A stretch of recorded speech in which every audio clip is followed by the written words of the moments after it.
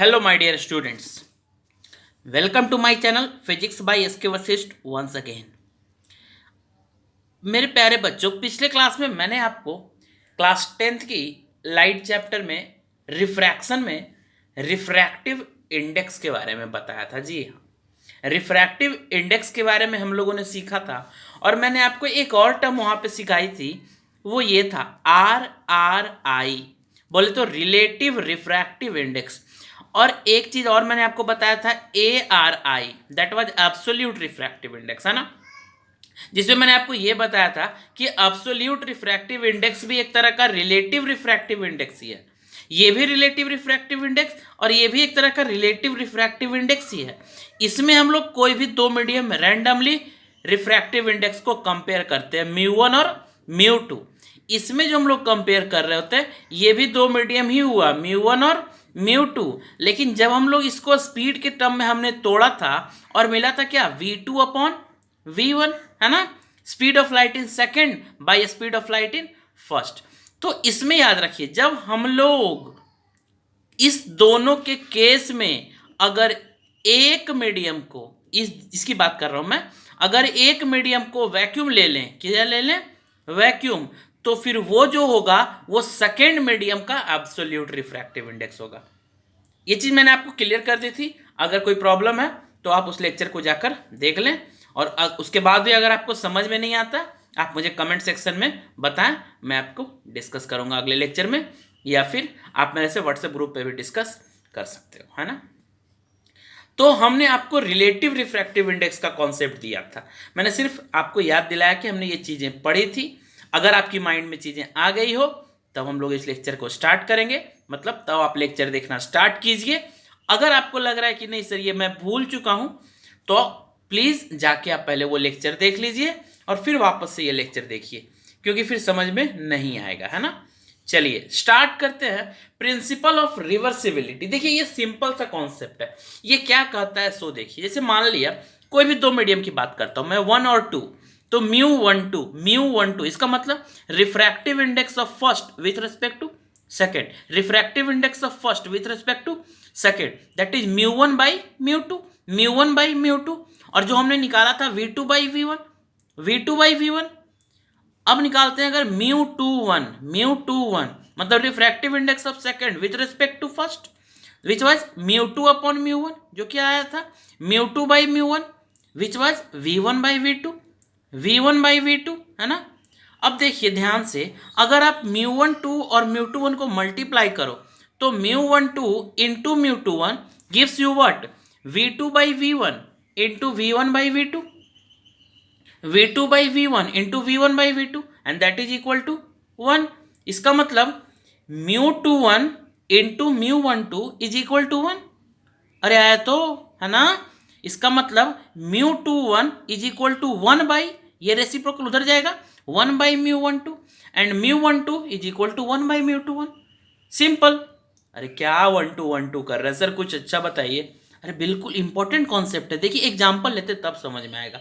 ये 1 2 1 2 नहीं कर रहा हूं मैं, देखिए अब देखिए कैसे एग्जाम्पल लेते हैं। मान लिया दो मीडियम कंसिडर किया हमने, वाटर और ग्लास, है ना, वाटर और ग्लास। तो अगर दो मीडियम लेते हो आप वाटर और ग्लास के लिए, तो देखिए वाटर का रिफ्रैक्टिव इंडेक्स मान लिया μw, ग्लास का रिफ्रैक्टिव इंडेक्स μg। याद रखिए ये एब्सोल्यूट रिफ्रैक्टिव इंडेक्स है। ये क्या है, एब्सोल्यूट, क्योंकि ये जो कंपैरिजन होता है किसके साथ, वैक्यूम के साथ, है ना। अब देखिए इसकी रिफ्रैक्टिव इंडेक्स μw, इसकी refractive index μg।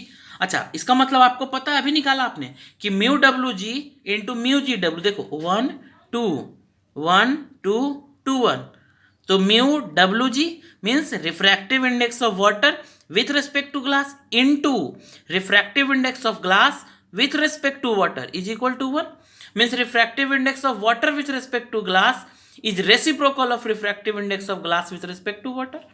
Refractive index of glass with respect to water is reciprocal of refractive index of water with respect to glass. जैसे मान लिया अगर कोई कह दे कि glass with respect to water refractive index है 2/3, तो water with respect to glass क्या होगा, 3/2। हाँ सर अब समझ में आया। अरे नमूनो, इसका इंतजार क्यों, ये तो सिंपल है यार, सो तो देखो ये सिंपल सा कॉन्सेप्ट है ना, देख लीजिए। सिंपल। प्रिंसिपल ऑफ रिवर्सिबिलिटी क्या बताती है? प्रिंसिपल ऑफ रिवर्सिबिलिटी क्या बताती है कि अगर किसी भी दो मीडियम के रिफ्रैक्टिव इंडिसेज का इंडिसेज, हाँ रिफ्रैक्टिव इंडेक्स का प्लूरल रिफ्रैक्टिव इंडिसेज होता है ना, मीन्स किसी भी दो मीडिया के रिफ्रैक्टिव इंडिसेज को जब आप रिलेट करते हैं तो first with respect to second जो रिफ्रैक्टिव इंडेक्स होता है उसका reciprocal second with respect to first हो जाएगा। मीन्स अगर first with respect to second A by B है तो second with respect to first B by A हो जाएगा। Is that clear? सिंपल होना चाहिए। और इस पे बेस्ड एक दो क्वेश्चंस आपको एनसीईआरटी में मिल जाएंगे। अदरवाइज इस कॉन्सेप्ट का एप्लीकेशन हम लोग करने वाले हैं आगे, जब एक दो डेरिवेशन एक दो कॉन्सेप्ट और डेड्यूस करने की कोशिश करेंगे तब मैं इसका मैथमेटिकल यूज आपको बताऊंगा, ठीक है ना। फिलहाल के लिए आपने प्रिंसिपल ऑफ रिवर्सिबिलिटी में ये कॉन्सेप्ट लिया कि among to media 1 and 2 μ1 2 into μ2 1 is equal to 1, μ2 1 is equal to 1 by μ1 2 and μ1 2 is equal to 1 by μ2 1, है ना। और उस पर बेस्ड एक ग्लास और वाटर के रिस्पेक्ट में हमने एग्जाम्पल ले लिया था। आई होप समझ में आया हो। नहीं समझ में आया तो बिंदास पूछिए, कोई संकोच वाली बात नहीं है ना। एक बार दो बार जितनी बार में समझ में आता हो आपको, मान लिया आपको लगता हो कि सर हम तो एक बार में नहीं समझते हैं, हमको 5 बार चाहिए तो 5 बार बताऊंगा, 6 बार चाहिए तो 6 बार, 100 बार चाहिए तो 100 बार बताऊंगा। लेकिन प्लीज पूछिए, है ना। अगर आपको दिक्कत हो तो बिंदास होके पूछिए। चलिए अब देखिए, अब आगे बढ़ाते हैं इसको, है ना। ये तो प्रिंसिपल ऑफ रिवर्सिबिलिटी का कॉन्सेप्ट हुआ। ये देखिए explanation of Snell's law. Sir Snell's law तो बता दिया, हाँ एक्सप्लेनेशन है साहब, देखो तो सही। एक्सप्लेनेशन मतलब उसको थोड़ा सा समझते हैं विस्तार से, है ना। तो जैसे सबसे पहले समझने के लिए क्या करेंगे, सर पहले स्नेल्स लॉ तो लिखो। तो स्नेल्स लॉ यही तो कहता था sine I by sine R is equal to mu. Sine I by sine R is equal to mu. Mu क्या? Refractive index. म्यू क्या? Refractive index. अब सवाल उठता है, अरे रिफ्रैक्टिव इंडेक्स तो है लेकिन किसका? व्हाट डू मीन बाई किसका? सवाल उठता है ना। मान ली आपके दिमाग में उठा कि रिफ्रैक्टिव इंडेक्स किसका, हम पूछेंगे कि किसका का क्या मतलब? रिफ्रैक्टिव इंडेक्स है सर, किसका क्या होता है? अरे आप इसलिए पूछ रहे हो किसका कि जब ये रिफ्रैक्शन हो रहा था तो देयर वाज टू मीडिया, था कि नहीं? बिल्कुल, देयर वाज टू मीडिया, वहां पे दो मीडियम थी, है ना। तो फिर रिफ्रैक्टिव इंडेक्स किस मीडियम का होगा? फर्स्ट वाले का कि सेकंड वाले का? फर्स्ट वाले का कि सेकंड वाले का? तो जवाब क्या आता है कि refractive index of second medium with respect to first. Second medium with respect to first. क्यों? क्योंकि देखो रिफ्रैक्शन हुआ किसकी वजह से? पहले मीडियम में तो लाइट चल ही रहा था। रिफ्रैक्शन हुआ किसकी वजह से? सेकंड मीडियम की वजह से। आर यू गेटिंग और नॉट? रिफ्रैक्शन के लिए जिम्मेवार कौन? Second medium. तो ये जो कांस्टेंट मिलेगा वो किसकी कैरेक्टरिस्टिक को डिफाइन करेगा? सेकंड मीडियम की, है ना। लेकिन जब भी रिफ्रैक्टिव इंडेक्स हम लोग डिफाइन करेंगे तो वो रिलेटिव होता है। अगर वो एब्सोल्यूट भी है तो भी वो रिलेटिव है। किसके रिस्पेक्ट में? वैक्यूम के रिस्पेक्ट में, है ना। यानी जो सेकंड मीडियम का रिफ्रैक्टिव इंडेक्स होगा यहां पे उसका साथ कौन दे रहा है? First medium. मतलब according to Snell's law the constant you get that represents the refractive index, in fact that is the refractive index of second medium with respect to the first medium। अच्छा sir अब समझ में आ गया। इसका मतलब sine I by sine R जो था that is mu two one है, means refractive index of second medium with respect to first. हाँ, अगर ग्लास से वाटर में जा रहा लाइट, एग्जांपल देखो ना, मान लिया लाइट ग्लास से वाटर में जा रहा है, इसका मतलब sine I by sine R जो है वो refractive index of second medium with respect to first होगा, means water with respect to glass. बिल्कुल, अगर वाटर टू ग्लास जा रहा है तो sine I by sine R की वैल्यू होगी वो refractive index of second medium with respect to first, glass with respect to water. अच्छे से तो समझ में आ गया? अरे वाह सर, वेरी गुड सर, समझ में आ गया, thank you sir, thank you. Thank you नहीं बोलिए, समझ गए तो ठीक है, नहीं समझे तो पूछिए। अगर समझ में आ गया तो इसको लिख के प्रैक्टिस कीजिए, है ना। एक दो एग्जाम्पल्स लीजिए अपने मन से और उसके बाद इस पे एक्सप्रेशन बिठाने की कोशिश कीजिए, है ना। कॉन्सेप्ट को और क्लियर कीजिए बच्चों, ठीक है। कोई डाउट हो तो बिंदास होकर कमेंट सेक्शन में पूछो। चलिए आगे बढ़ते हैं। आ गया हमारे जिंदगी का सबसे खूबसूरत सा टॉपिक। हाँ, हंसने वाली बात नहीं है, अच्छा टॉपिक है ना। Refraction of light through rectangular glass slab. Refraction of light through rectangular glass slab. Sir ये तो बचपन से पढ़ते आ रहा है। अरे देखो कुछ नया भी है इसमें, कुछ देखते हैं नया नया, है ना। पहले तो जो चीज़ें जानते हैं वो देखेंगे। आई थिंक इसको आपने क्लास 8th में एक बार देखा होगा, है ना। ये फिगर आपकी बुक में बना हुआ होगा।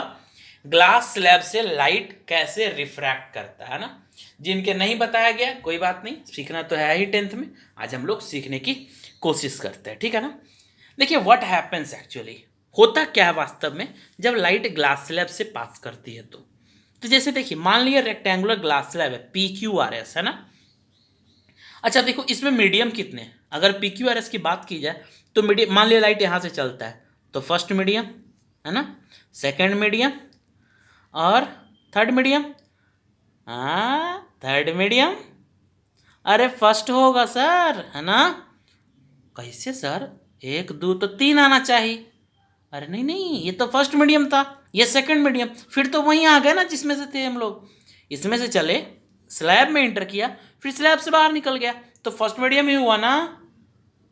हाँ सर अब समझ में आया। तो दिमाग कहाँ रखते हो, ध्यान दो, फर्स्ट मीडियम, सेकंड मीडियम और फर्स्ट मीडियम, है ना। ये उनके लिए था जो थर्ड सोच रहे थे, जो फर्स्ट सोच रहे थे उनके लिए तो कॉन्गो, है ना। अच्छा दिमाग लगाते हो, चलिए देखते हैं। मान लिया लाइट यहां से चलती है, सरफेस पे स्ट्राइक किया, इंसिडेंट रे, सरफेस पे स्ट्राइक किया, इंसिडेंट रे, है ना। Rarer to denser, rarer to denser, यहां पे तो नॉर्मल, रेयरर टू डेंसर तो टूवर्ड्स द नॉर्मल। याद करो रूल्स, बता चुका हूं मैं आपको, भूलना मत। अगर भूल रहे हो तो एक बार पहले वो लेक्चर देखो, है ना। तो इस पे मान लिया टुवर्ड्स द नॉर्मल बेंडिंग हुई, टुवर्ड्स द नॉर्मल, है ना। चला मीडियम में, यहां पहुंचा, फिर स्ट्राइक किया इस सरफेस पे, है ना, इस सरफेस पे स्ट्राइक किया। तो जैसे इस सरफेस पे स्ट्राइक किया तो फिर denser to rarer, denser to rarer, away from the normal. अरे वाह, हो गया ना। तो देखिए ना, ये लाइट चला, इस सरफेस पे टकराया, रेयरर टू डेंसर हुआ, टुवर्ड्स द नॉर्मल मुड़ गया, फिर during coming out of the slab it is traveling from a denser to a rarer medium, denser to a rarer medium, that's why it bends away from the normal, है ना।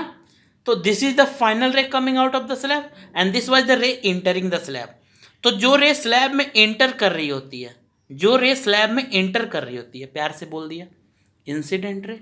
जो रे slab से बाहर निकल रही होती है उसको बोल दिया इमरजेंट रे। क्या बोल दिया, इमरजेंट रे। क्या बोल दिया, इमरजेंट रे, है ना। द रे entering the slab, incident ray.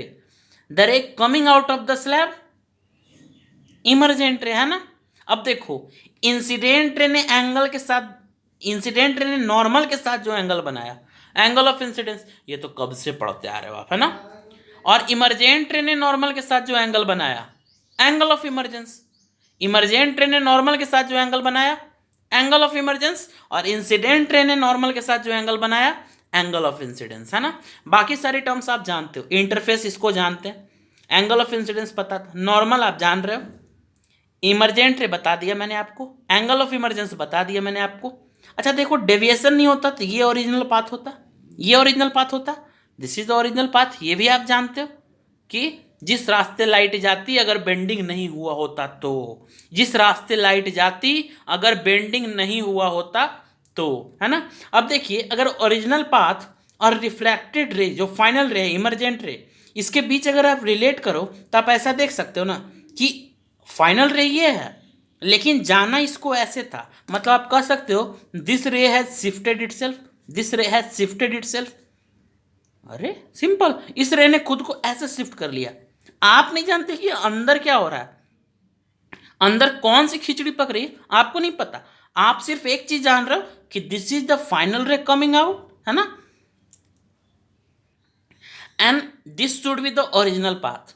Means तो आप ये जान रहे हो कि ओरिजिनल पाथ ये होना चाहिए था और आप यहाँ हो, मतलब आपने खुद को यहाँ से शिफ्ट कर लिया, and you have shifted laterally, that's why this is lateral shift, this is lateral shift. तो जो सारे टर्मिनोलॉजीज हैं इसकी डेफिनेशन भी मैंने यहाँ पे लिख रखी है ना। और अगर आप नोट करना चाहें तो वीडियो को पॉज करके आप उस डेफिनेशन को नोट कर सकते हैं, है ना। इसमें जब ग्लास स्लैब में रिफ्रैक्शन हो रहा होता है बाबू, तो इसमें एक इंपॉर्टेंट कॉन्सेप्ट है कि एंगल ऑफ इंसिडेंस और एंगल ऑफ इमरजेंस बराबर होता है। एंगल ऑफ इंसिडेंस और एंगल ऑफ इमरजेंस बराबर होता है। कैसे सर? देखिए इसका प्रूफ बताता हूं आपको, हालांकि प्रूफ पढ़ना नहीं है, फिर भी मैं बताता हूं। चलिए सीखते हैं, प्रूफ करते हैं। हाँ, तो बिना सबूत के तो आप लोग मानेंगे नहीं। चलिए इसीलिए मैं आपको सबूत दिए देता हूं कि एंगल आई और एंगल ई आपस में बराबर क्यों हुए, है ना? किसने उनको मजबूर करा बराबर होने को? चलिए देखिए आपके सामने खूबसूरत सा डायग्राम बना। खूबसूरत तो नहीं है सर, ऐसे मत बोलो। अरे खूबसूरत तो है भाई, देख लो खूबसूरत सा डायग्राम बना हुआ है। मेरी ड्राइंग काफ़ी अच्छी है। जलिएगा मत, बराबरी करो। किसी ने कहा जलो मत, बराबरी करो, है ना? तो बराबरी करो। चलो मजाक कर रहा था, आते मुद्दे पे, है ना? तो एक डायग्राम बना हुआ आपके सामने जो ये दिखा रहा है कि how the refraction is taking place, है ना, इन अ ग्लास स्लैब। मैंने पीछे भी दिखा दिया आपको, मैं फिर से उसी डायग्राम को मैंने रीड्रॉ किया, है ना? देखिए जो टर्म्स थे मैंने लिख दिया आपको। ये फर्स्ट मीडियम, सेकंड मीडियम, फिर से फर्स्ट मीडियम। म्यू ए मतलब refractive index of air, mu G refractive index of glass, again mu A that is refractive index of air.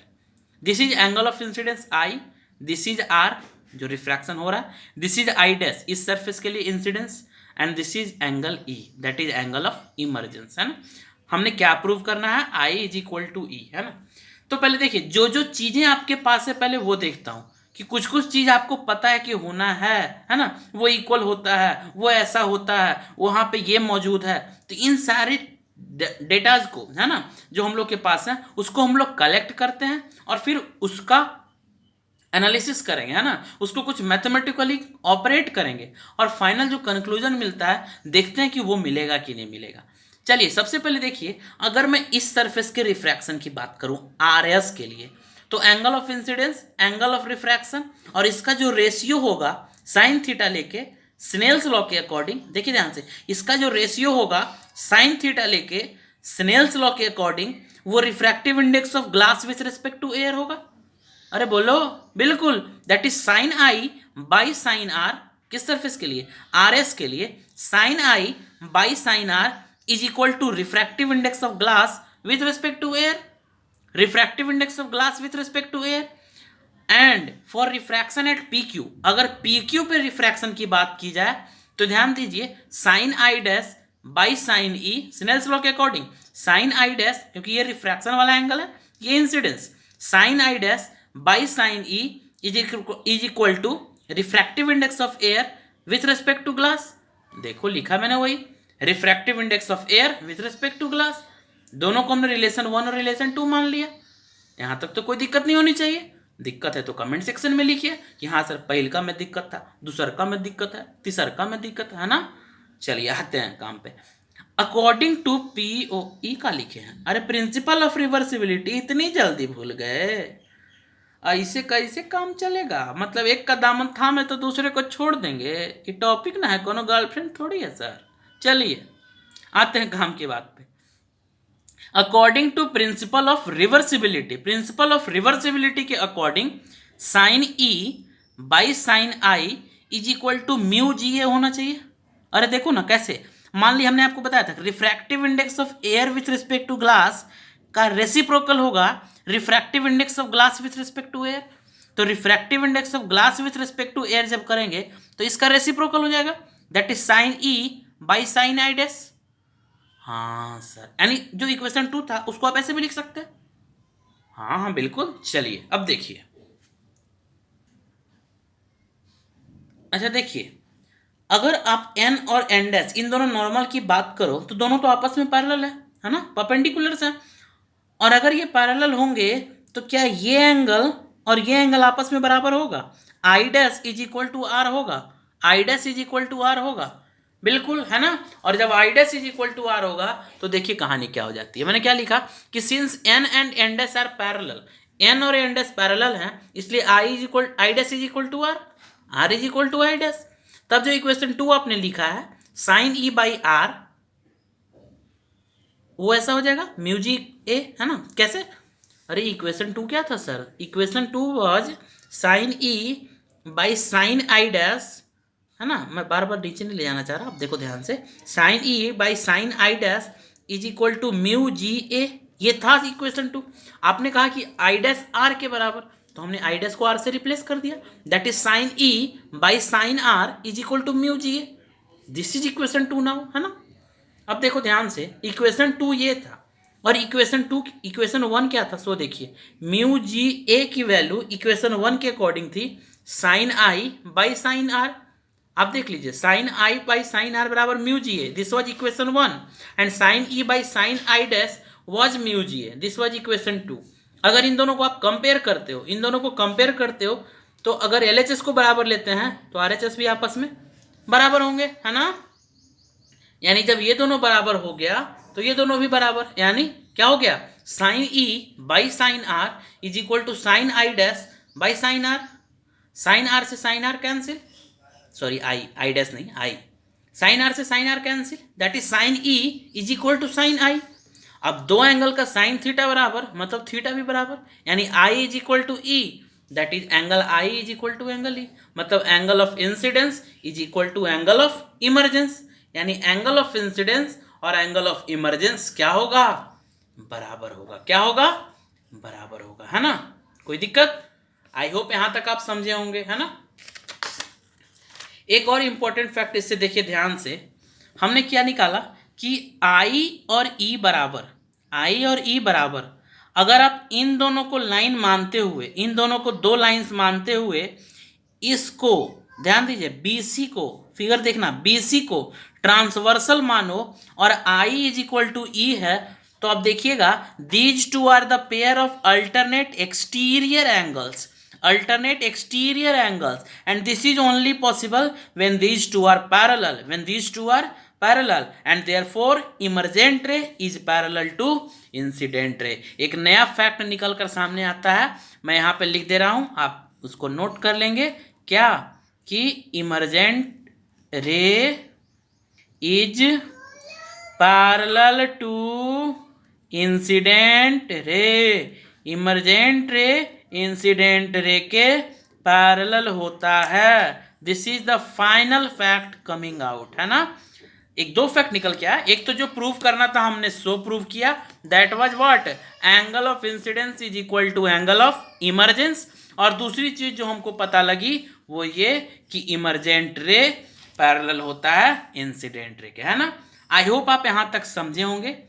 अगले क्लास में हम लोग और कुछ नए नए टॉपिक्स को स्टार्ट करेंगे रिफ्रैक्शन में, और वो नया टॉपिक होगा, आप पढ़ के आइएगा बुक से।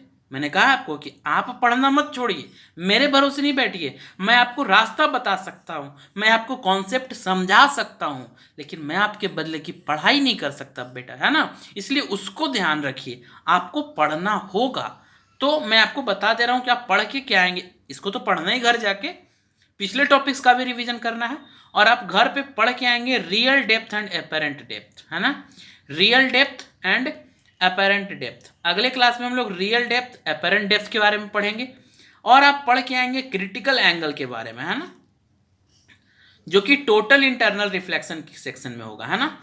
तो अगले क्लास की टॉपिक ये होने वाली है जो मैं अगले लेक्चर में आपको पढ़ाऊंगा, आप लोग खुद से पढ़ के आइएगा और इन सारी टॉपिक्स का भी रिवीजन जरूर से कर लीजिएगा, है ना। और अगर आपने चैनल को सब्सक्राइब नहीं किया है तो कृपया चैनल को सब्सक्राइब कर लीजिए, थोड़ा सा प्रचार भी हो जाए चैनल का, है ना। तो चैनल को सब्सक्राइब कर लीजिए, बेल आइकन को दबा दीजिए, है ना। चैनल को शेयर भी कीजिए ताकि और लोग तक पहुंच सके, लोग पढ़ सके, है ना। सिर्फ खुद नहीं पढ़ना, और भी लोगों को पढ़ने में मदद करनी है। तो और अगर कोई भी प्रॉब्लम हो तो कमेंट सेक्शन में, या फिर मैंने आपको व्हाट्सअप नंबर दे रखा है, मैं फिर लिख दे रहा हूँ, इस नंबर पे आप मेरे से मैसेज करो, मैं आपको एक लिंक भेजूंगा, आप मेरे व्हाट्सएप ग्रुप में जुड़ जाएंगे जो इस चैनल का है, वहाँ पे आप अपनी क्वेरी डिस्कस कर सकते हो। अगर आपको नोट्स चाहिए तो भी कमेंट सेक्शन में बताइए। मिलता हूँ अगले लेक्चर में, तब तक पढ़ते रहिए, सीखते रहिए। Good bye.